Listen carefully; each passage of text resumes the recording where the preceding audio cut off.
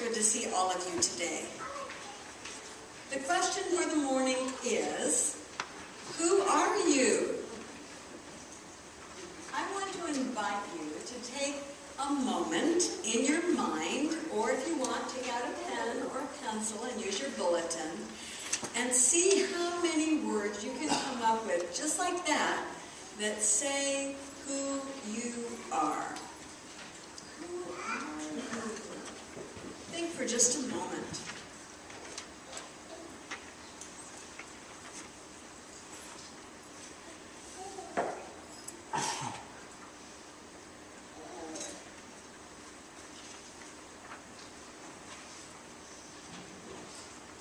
Well, since I knew I was going to do this, I got a head start on you. So I'll start with some of my list, and maybe that will help you think of more things as well.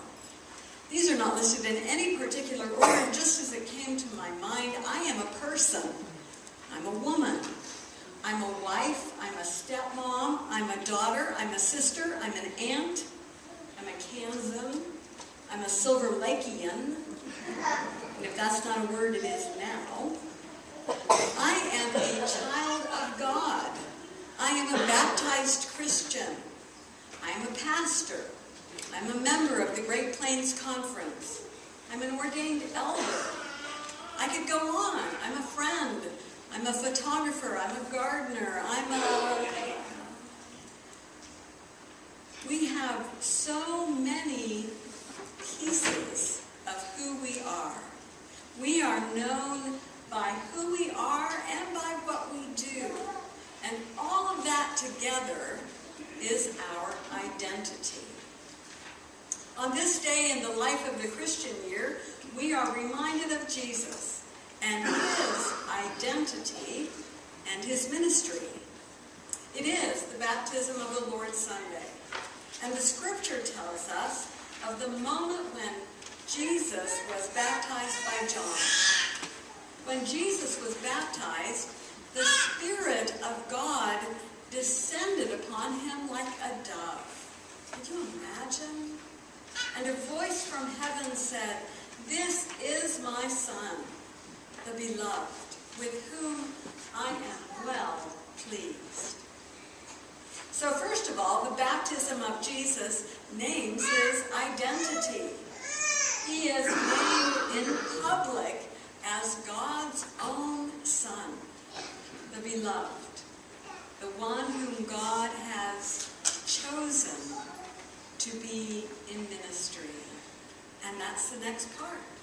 The baptism of Jesus is the beginning of his ministry. Baptism is not the ending, but the launching of all that Jesus will be and do. It is the commissioning for him to begin his public ministry, the ministry for which he was created and to which he was called. And so Jesus moves about all of Galilee and Jerusalem as the faithful Son, the one who carries out the vision of God. He not only teaches, but he demonstrates the divine purpose. And in so doing, he sets an example for all of his followers. Jesus' identity is as much about purpose as it is about person. And so it is with us. As Jesus says, the baptism is to fulfill all righteousness. It seems to indicate that it is to fulfill a divine requirement for all to act in accord with God. This baptism is not simply a special requirement for the Son of God, but one that joins all Christians with him in carrying out the vision of God. Jesus' baptism says something about the nature of our baptism. When we are baptized, we are welcomed into the family of God.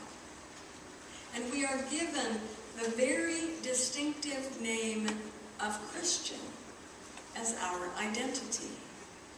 With our baptism, we are commissioned to faithful service to follow the path of Jesus. So today we are invited to claim our identity in all of the many parts of who we are, especially to claim our name as Christian. Our identity is not a static thing. Our identity grows and deepens throughout our life as we follow the call to live out our identity. We are known by who we are and what we do. Living out our faith as a person named Christian does not have to be hard, it does not have to be big, and it certainly does not have to be extravagant. Often it matters the most through our daily encounters. Many of you traveled over the holidays to visit friends and family. I expect some of you have interesting travel stories to tell. As you know, Rick and I traveled to Pennsylvania the week after Christmas to see all the family. We had a great trip, and we are so thankful for all the opportunities that we had to connect. When you travel in the winter, however, there is always the possibility of changes in travel plans. And so it was for us. We got caught in the winter weather that was passing through and spent 24 extra hours in Pittsburgh at the airport, and fortunately at the airport motel, leaving for home a day later than planned. You know, it's really quite a feeling to just be told, you can't go anywhere. There is no way for you to go anywhere. You're here. So we decided that instead of being stressed about it, we would see it as an adventure. From our motel window, we watched 23 snowplows in a line clearing the runway. We got to see it in the daylight. We got to see it after dark. We got to see all the lights. I'm not sure there's 23 snowplows in Shawnee County. Maybe there are. All in a row. But beyond sitting and watching snowplows, we decided that this would be a great opportunity for us to try to be a blessing to others through what we would say and do. You know, we encountered a lot of people in those 24 hours.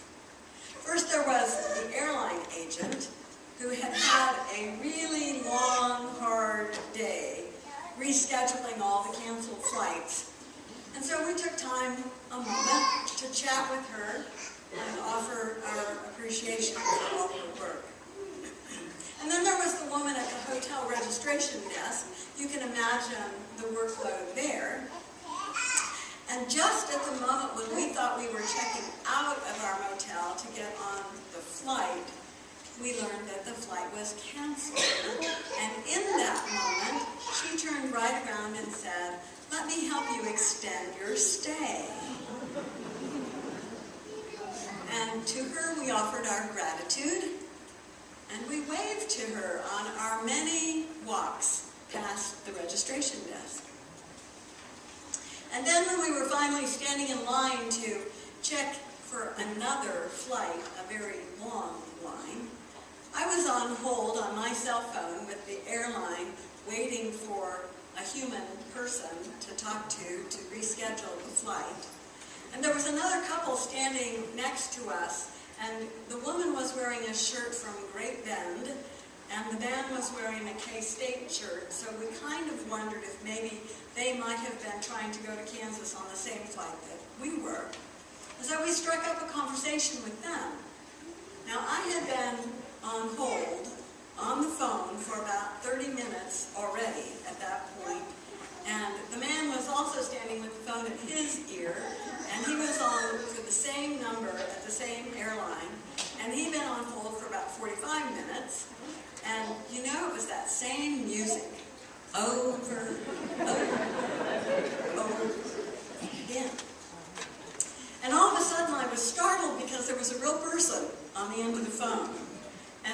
I finished talking with that person and arranging our flight, I asked that person on the end of the phone if he would also talk to my friend who was on the same flight, and I just gave my phone to the other man from Kansas. And then it was time to go. The new flight the next day, and mind you, we stood in line to begin that day at 3:30 a.m.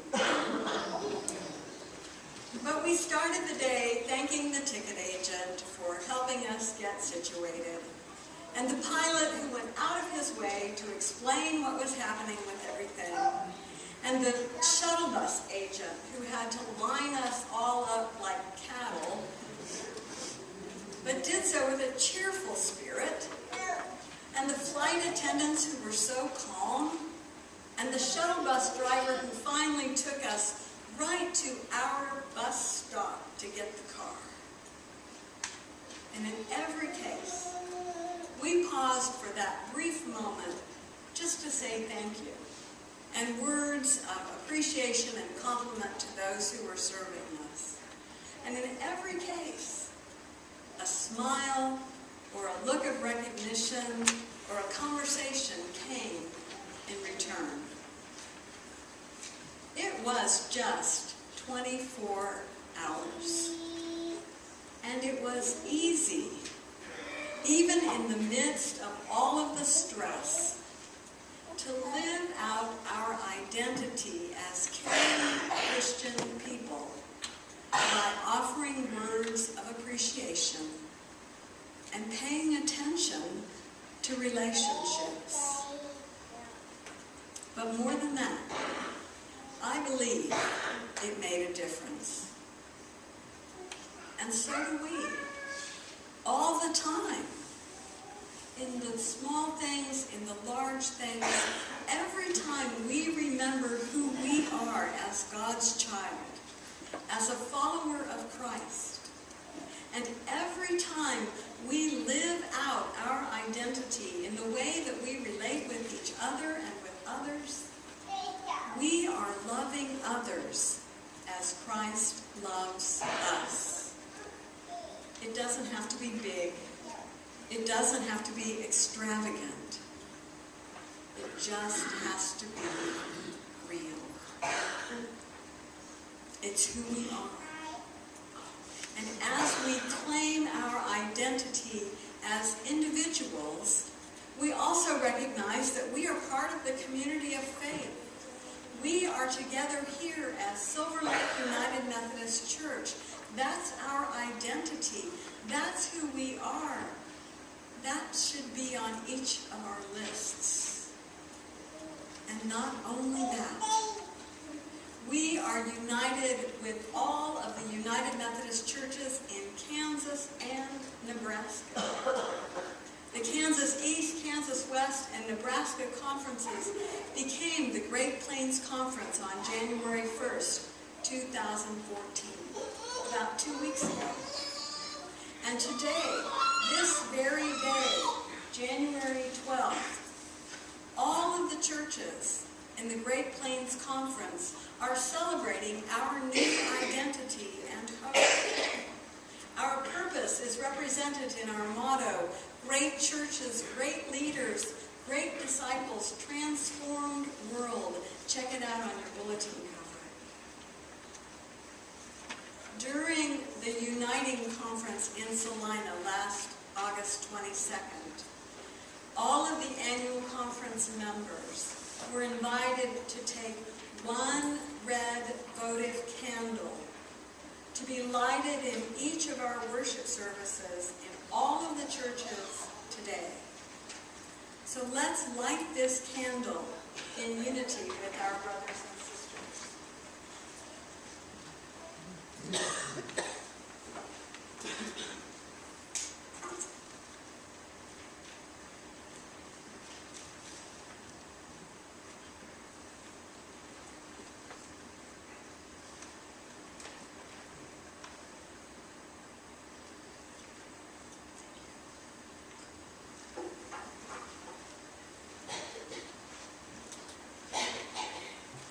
Also at the Uniting Conference in August, in recognition of all the new possibilities of our conference, and today all of our churches gathering together, we joined in a litany of unity.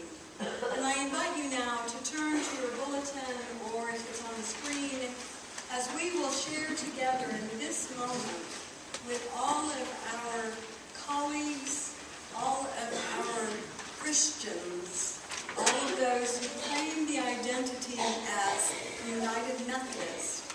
We will read together responsibly. O God of mercy, as you walked in the wilderness with your people, walk with us for unity. Build the land that God has planned, where love shines through. We stretch out our hands over the sea of ignorance. Divide it and walk with us on the ground of unity. O God of forgiveness, as you walked with your Son on Golgotha, walk with us for unity. Build the land that God has planned, where love shines through. We carry the cross of unfaithfulness. Transform it as faithfulness, and walk with us as we become one. O God of salvation, as you walked with the witnesses of the resurrection, walk with us for unity. Build the land that God has planned, where love shines through. We see the tomb of old habits. Bring hope out of the tomb and walk with us on the way of new creation. O God of unity, as you walked in the Spirit with the disciples, walk with us for unity. Build the land that God